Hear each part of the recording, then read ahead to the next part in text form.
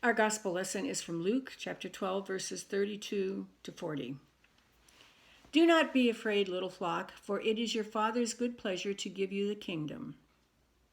Sell your possessions and give alms. Make purses for yourselves that do not wear out, and unfailing treasure in heaven where no thief comes near and no moth destroys. For where your treasure is, there your heart will be also. Be dressed for action and have your lamps lit. Be like those who are waiting for the master to return from the wedding banquet, so that they may open the door for him as soon as he comes and knocks.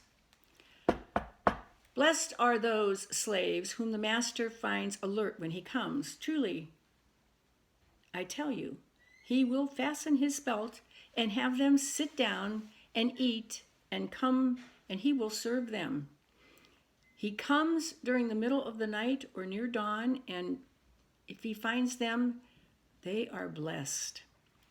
But know this, if the owner of the house had known what hour the thief was coming, he would not have let his house be broken into. You must also be ready, for the Son of Man is coming at an unexpected hour. The bumper sticker might read, Jesus is coming again soon, and he is mad. But that is not how our gospel lesson for today ended. He is coming at an unexpected hour. If we think that Jesus is coming and he's going to be mad, that's not a really good affirmation towards what we believe as Christians. And some people think that's kind of a good motivator to have this kind of fear. And apparently a driver who has that bumper sticker on his car might think that way. Or you can go back from, do you remember Zitz, the comic strip? You know, in the first panel, one time it was Jeremy. That's the son, and he's an adolescent. And Walt is the dad. And inside, they are standing inside of their garage looking outward at waist-high snow. Each is holding a shovel. Jeremy speaks, so what's the goal here? Walt replies, to shovel the snow off the driveway so we can get the car out of the garage. Second panel, Jeremy speaks. Got it. Third panel, Jeremy speaks again. And the direct benefit to me would be what? Walt replies, your mom and I will be able to continue to center our lives around transporting you all over the city. Fourth panel, Jeremy speaks. I'm on it. Walt's thoughtfully thinking in his head. It's all about motivation. We know that sometimes egotism is enhancing, well, that's what people want more than anything. They want to enhance their self-esteem rather than give service to anything or any institutional loyalty. And there are no motivators for some.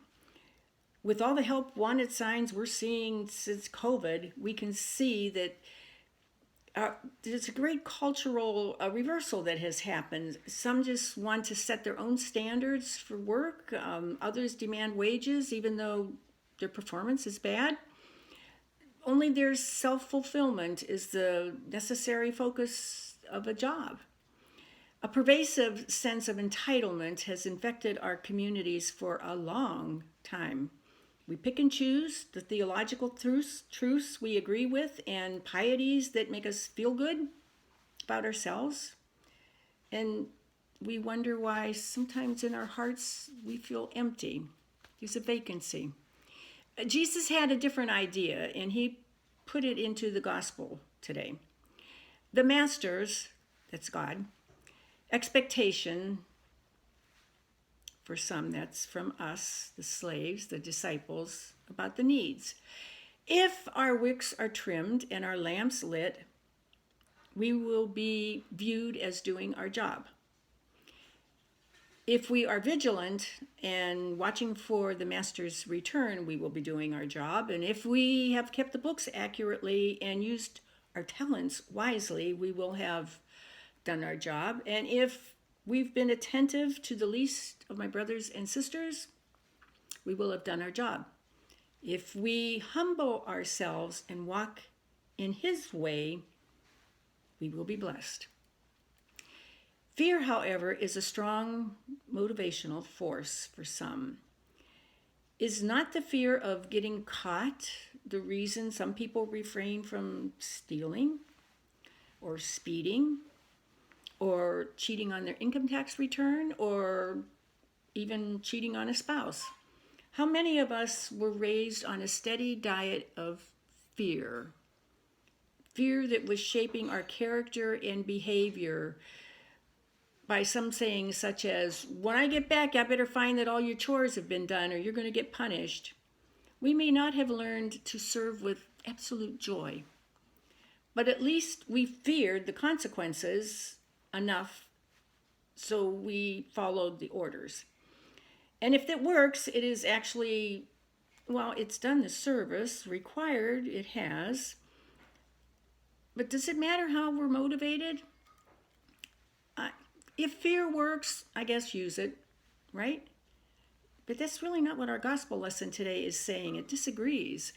Jesus told the story with the intent to teach and encourage his followers how to be prepared for the coming of God. He could have illustrated the point with a fiery story, fire and brimstone and full of threats and punishments for those who failed, but he did not. There's no lack of that kind of preaching in today's evangelist on TV. Just listen and you get the idea that it's, God's going to get you kind of thing. It's almost like God sitting up there on a cloud just waiting to pounce on us. But that is not the tactic of Christ. He does not proclaim the coming of God as shouting threats or holding up a sign that says, the end is near, prepare to meet your God. Instead, Jesus presents a story in our lesson today about waiting for and serving God that has no trace of fear in it. The household servants in this story wait through the night for the master who is returning from a wedding trip, but they do not stay awake nor serve out of terror of the master. Rather, they seem to serve out of absolute love for the master. They do not fear his return. They long for it. And they serve out of the sheer joy of seeing him pleased when he returns. What a remarkable relationship that the servants must have with their master. You can imagine the scene. The servants scurry around the house, holding, keeping the fireplace going, keeping the chill out of the air, dusting the shelves, preparing the master's favorite food in case he's hungry, ironing maybe the sheets on the bed in case he is tired. Of course he's going to be tired if he traveled all night. But all the while, they keep an ear toward the door, listening for the footsteps of their beloved master. How many times did they jump to their feet because their hearts were aflutter because with anticipation they heard something outside. Maybe it was just a neighborhood dog that was around the bushes in the front and they didn't know. But they're watching and they're looking out the window and they're listening at the door and they're saying, oh, the master is home. At least they thought. And they rolled out the welcome banner, the red carpet treatment, eager to see his smiling face through the door, only to discover that it was a false alarm. He wasn't there after all. But even with those disappointments, the servants kept at work, doing the little things that only he, the master, would notice. This, by the way, is the definition of waiting to meet God. It is service, active, loving service. Christians wanting and watching, not the clock or the calendar, nor piddling around, wasting time, looking up into the sky. Waiting for God is not just doing nothing. It is actually doing what we are supposed to be doing.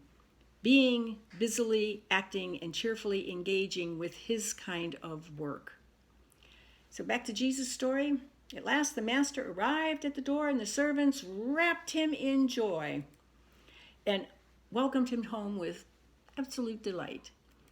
Even though he must have been tired after his long all-night journey, you can imagine how this welcome and the smiling faces of his servants must have filled his heart. Watch at any major airport as a family member who's really tired after traveling and the delays at the airport, and they're just, oh, I can't wait to get off this plane. And their legs could hardly carry them, but they are so tired. But all of a sudden, when they finally get down into the terminal and they see in a distance their family, I mean, all of a sudden the energy just returns with all of its might, and the feet move, and they can't wait to embrace their loved ones. That's the kind of family greeting that you have. The energy and the embrace of welcome is going to surround, and that's a reunion of joy.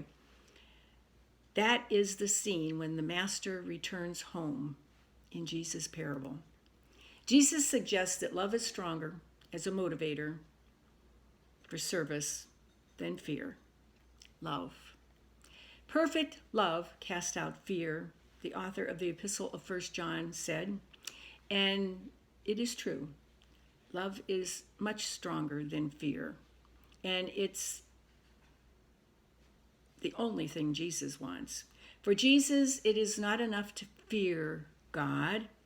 We are called to love God, and our service to him is thus not an effort to avoid God's wrath, but an offering of love given so that we might see him smile.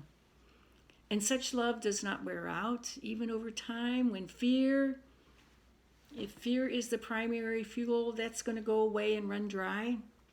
Love, however, is continually replenished, stronger even than faith and hope, according to the Apostle Paul. The greatest thing is love. And when all else in life has faded, when all time is over, when faith has become sight and hope is fulfilled, when all we have is to stand face to face with God, love will remain. It matters what motivates our service. Have no fear, little flock. It is the Father's good pleasure to give you the kingdom, Jesus said. So we do not wait for God out of fear, nor serve his house out of a begrudged obligation. We serve out of love. But the story of Jesus has one more amazing twist, a sheer surprise of joy. When the master in this parable did return in the loving service, he surprised his servants by shedding his garments and taking the form of a servant and serving them. Reminds you of something, doesn't it? The one who should be served stooped to serve. How awkward it must have been for those servants, but the scene must have evolved into laughter and joy as they celebrated around the feast of loving their master who has now returned. And that picture, that scene should remind us of that last meal Jesus had with his disciples before he died. He shed his garments and took the form of a servant, washing their feet and serving them bread and wine at the table. It was a meal like no other, a great mystery, a great thanksgiving around a table. It was a meal they never forgot. What a night. What a Savior. And it is that same table to which our Lord invites us again. Have no fear, little flock, as you wait for the Lord's coming. Oh, he is coming, sure enough. One day, we will all be united. One day. But he's not mad. One day it will happen. Obedient, faithfulness, gets us there. Or as Bonhoeffer reminded us in the last century, we need a willingness to pay the cost of discipleship. We run with Jesus. We don't ask if he's running with us. Success is wonderful, but faithfulness is even better. And the people said, Amen.